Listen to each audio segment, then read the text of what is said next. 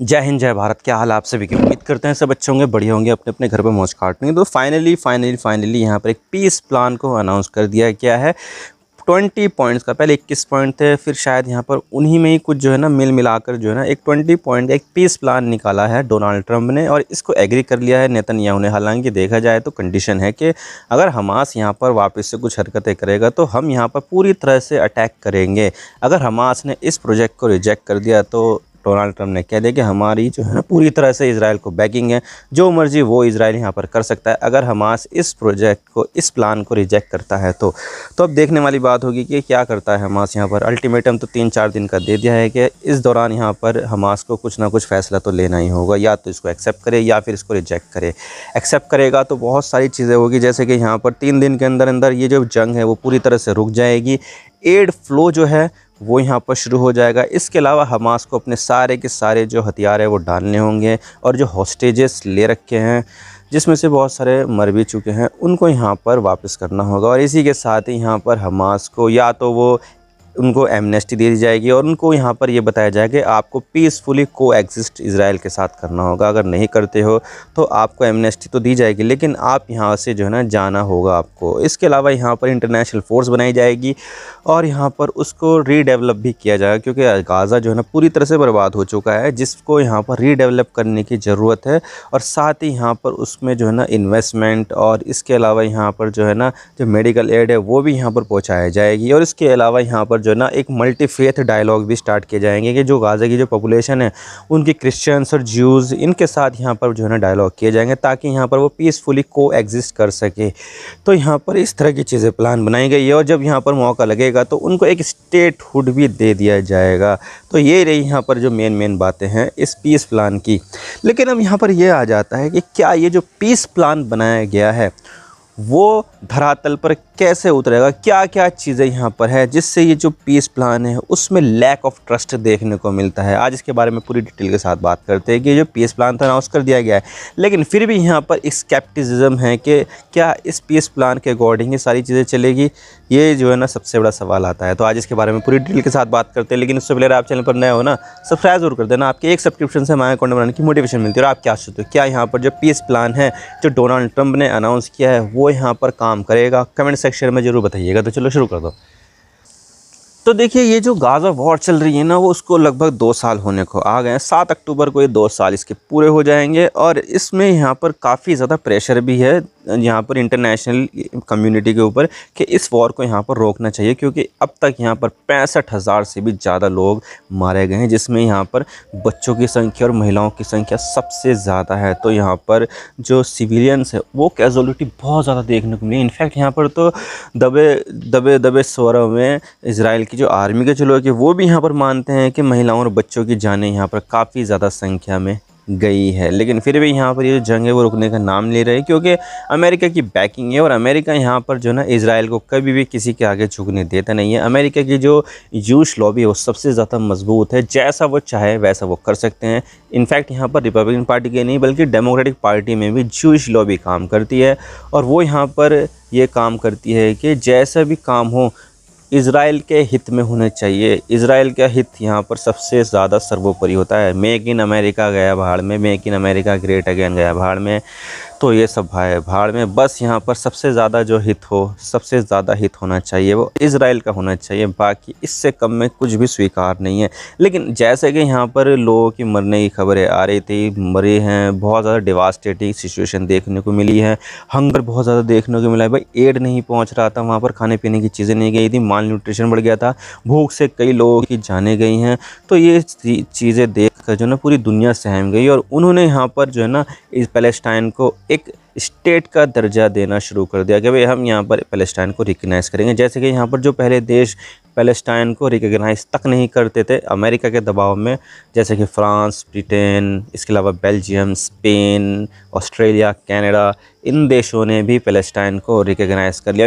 एक देश के तौर पर उनको यहाँ पर मान्यता दे दी है। हालांकि इजराइल और अमेरिका इस चीज़ का विरोध करते हैं, लेकिन यहाँ पर इतने ज़्यादा देश जब सामने आ जाएंगे तो वो तो अपनी यहाँ पर चला ही लेंगे, क्या ही कर लेंगे यहाँ पर, क्योंकि अमेरिका ने तो पूरी दुनिया के साथ जो है ना ट्रेड वॉर चला रखी है, रेसिप्रोकल टैरिफ हर ही देश के ऊपर लगाए हैं। तो इससे यहाँ पर कहीं ना कहीं अमेरिका के खिलाफ गुस्सा भी है और इसी का गुस्सा यहाँ पर निकाला जा रहा है एक रिकग्नाइज़ करके, पैलेस्टाइन को रिकग्नाइज़ करे। तो पैलेस्टाइन को यहाँ पर रिकग्नाइज़ किया जा रहा है और यहाँ पर जो है ना अब इस पैलेस्टाइन के रिकग्निशन से यहाँ पर इजराइल और अमेरिका के ऊपर भी दबाव बढ़ गया कि कहीं ना कहीं कुछ ना कुछ तो यहाँ पर बीच का रास्ता निकालना ही पड़ेगा। पहले यहाँ पर ट्रंप ने ये कहा था कि मैं गाज़ा को यहाँ से जो है ना पूरी तरह से एक मिडिल ईस्ट का रिवियरा बना दूंगा और गाज़ा की पॉपुलेशन का क्या होगा उसके बारे में कुछ नहीं कहा था। लेकिन अब यहाँ पर जो पीस प्लान निकाला है, अब देखिए इतना दबाव आया है तो पीस प्लान तो निकालना था ही। और यहाँ पर जो इज़राइल के जो लीडर है नेतन्याहू, वो भी यहाँ पर जो है ना ये जंग रोकने के फेवर में बिल्कुल भी नहीं थे। तो कहीं ना कहीं तो ये जंग रोकनी थी, इतना ज़्यादा दबाव आ रहा था। तो अब यहाँ पर पीस प्लान को यहाँ पर निकाला गया है। अब देखने वाली बात होगी कि पीस प्लान वर्क करता है नहीं, लेकिन कुछ ऐसे फंडामेंटल इश्यूज़ हैं जिनके ऊपर वाकई में काफ़ी ज़्यादा जो है ना स्केप्टिसिज्म है, यानी कि यहाँ पर इस चीज़ के ऊपर भरोसा नहीं है कि ये पीस प्लान है वो काम करेगा या नहीं करेगा, करेगा तो कैसे करेगा, उसके ऊपर किसी भी तरह कोई भी यहाँ पर मसला जो है ना इसके ऊपर क्वेश्चन मार्क लग रहा है। क्या है ये मसले, देखते हैं इसके बारे में भी। तो सबसे पहले यहाँ पर ये आ जाता है कि दोनों ही पार्टियाँ एक दूसरे के ऊपर बिल्कुल भी ट्रस्ट नहीं करती है। इसका यहाँ पर जीता जागता उदाहरण है कि इसी साल यहाँ पर एक सीज़ फायर हुआ था कि चलो ठीक है हम यहाँ पर जो ना हॉस्टेज रिलीज़ के बदले हम जंग रोक देते हैं, तो जंग रोकी। लेकिन फिर बाद में इजराइल ने इस चीज़ को ये कहते हुए रोक दिया कि यहाँ पर जो हमास है वो और ज़्यादा हॉस्टेज को नहीं छोड़ा, जबकि यहाँ पर हकीकत ये थी कि हमास पर जो ना हॉस्टेज को छोड़ रहा था, लेकिन फिर भी यहाँ पर इजराइल ने सीज़ फायर को वायलेट किया और फिर जंग शुरू हो गई। और उसके बाद यहाँ पर इतने हज़ारों लोग और मार दिए कि भाई यहाँ पर अभी भी जान जा रही है, सैकड़ों की संख्या में यहाँ पर मौतें हो रही है और यहाँ पर इसका कोई भी यहाँ पर एक वायबल सोल्यूशन नहीं निकल रहा है। तो यहाँ पर देखा जाए तो एक दूसरे का जो ट्रस्ट है ना वो यहाँ पर दोनों ही पार्टियाँ एक दूसरे का नहीं करती हैं। अब देखिए ये जो डील है ना ये इजराइल को ज़्यादा फेवर करती है और हमास को यहाँ पर कम, क्योंकि इसमें क्लियरली दिखाया गया है कि हमास को यहाँ पर डिसआर्म होना पड़ेगा और यहाँ पर इजराइल की जो एग्जिस्टिंग है उसको स्वीकार करना होगा और इजराइल के लिए किसी भी तरह कोई भी फ्यूचर अटैक नहीं किया जाएगा। जबकि यहाँ पर इजराइल की तरफ से ये कहा गया है कि इजराइल को जब मर्जी हो तब यहाँ पर वो अटैक कर सकता है, यानी कि पूरी तरह से जो डील है वो इजराइल के फेवर में जा रही है और हमास को यहाँ पर बिल्कुल भी लाभ नहीं है। हमास के ऊपर वो इजराइल कभी भी हमला कर सकता है और यहाँ पर जो है और ज़्यादा डिवास्टेशन जो है ना हो सकती है पैलेस्टाइन की, गाज़ा की यहाँ पर और ज़्यादा डिवास्टेशन हो सकती है। तो क्लियरली देखा जाए तो ये जो डील होगी वो पूरी तरह से इजराइल के फेवर में होगी। हमास के जो हथियार है पूरी तरह से ले डाउन कर दिए जाएंगे और हमास को कहा जाएगा कि या तो तुम पीसफुली कोएग्जिस्ट करो या फिर यहाँ पर गाज़ा छोड़कर चले जाओ। तो यहाँ पर पूरी तरह से ये जो डील है वो हमास के फेवर में है। और इसके अलावा यहाँ पर जो गाज़ा स्ट्रिप है उसके ऊपर यहाँ पर ये बताया गया कि पैलेस्टाइन अथॉरिटी यहाँ पर उसको गवर्न करेगी। इससे पहले नेतन्याहू ने कहा था सीधा सीधा कि अगर यहाँ पर गाज़ा पर पैलेस्टाइन अथॉरिटी कंट्रोल करेगी तो हम यहाँ पर इसको कभी भी इसको एक्सेप्ट नहीं करेंगे। इसके अलावा जो डील बताया गया है कि जो 20 पॉइंट पीस डील है उसमें हमास को तो शामिल ही नहीं किया गया। आपने देखा होगा प्रेस कॉन्फ्रेंस में कौन कौन लोग थे, बस नेतन्याहू और ट्रंप थे और उसके बाद यहाँ पर ये डील बताई गई है। तो यहाँ पर हमास का तो कोई भी ऑफिशियल्स था ही नहीं। तो हमास यहाँ पर इस डील में साइन ना हो, उसने यहाँ पर जो है ना नेगोशिएट ना किया हो, तो किस तरह से यहाँ पर एक दूसरे के ऊपर ट्रस्ट होगा। तो भाई ये जो डील है वो एसिमेट्रिक है और यहाँ पर सिर्फ और सिर्फ इजराइल को फेवर करती है।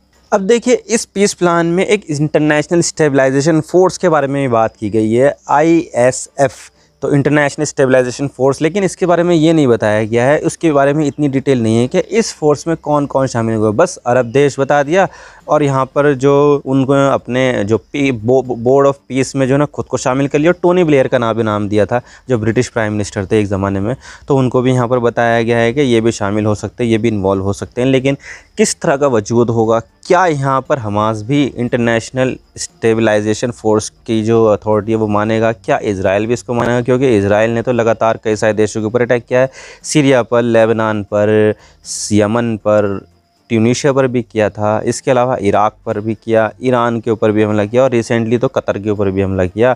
तो कई सारे देशों के ऊपर हमला करता है, तो कई सारे देशों के ऊपर उसका ट्रस्ट नहीं है। तो क्या यहाँ पर ये जो एक इंटरनेशनल स्टेबलाइजेशन फोर्स बनेगी उसके ऊपर यहाँ पर ट्रस्ट होगा? इस चीज़ के ऊपर यहाँ पर डिटेल आनी बाकी है, इसमें कोई भी किसी भी तरह की डिटेल नहीं है।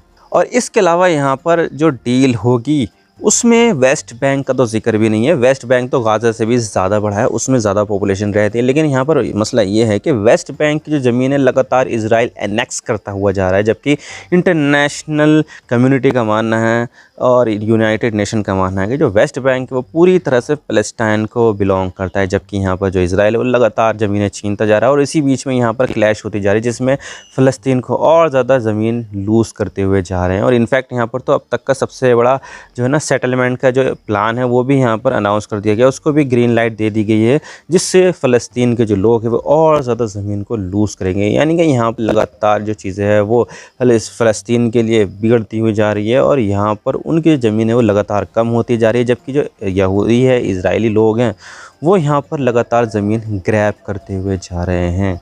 तो इसका मतलब यहाँ पर ये है कि आने वाले समय में जो इज़राइल है वो और ज़्यादा फ़लस्तीन की ज़मीन जो है वो एनेक्स करेगा, उनको कॉन्फिस्केट करेगा और यहाँ पर और ज़्यादा फ़लस्तीनियों को मारेगा। और इसी वजह से यहाँ पर लगातार देखा जा रहा है कि जो सेटलर्स हैं, जो इल्लीगली वहाँ पर रहते हैं वेस्ट बैंक में, वो लगातार फ़लस्तीनियों के ऊपर हमला कर रहे हैं। और उसके बाद जब यहाँ पर कुछ पत्थरबाजी कर देते हैं तो पूरी आर्मी आ जाती है और वो गोली चला देती है।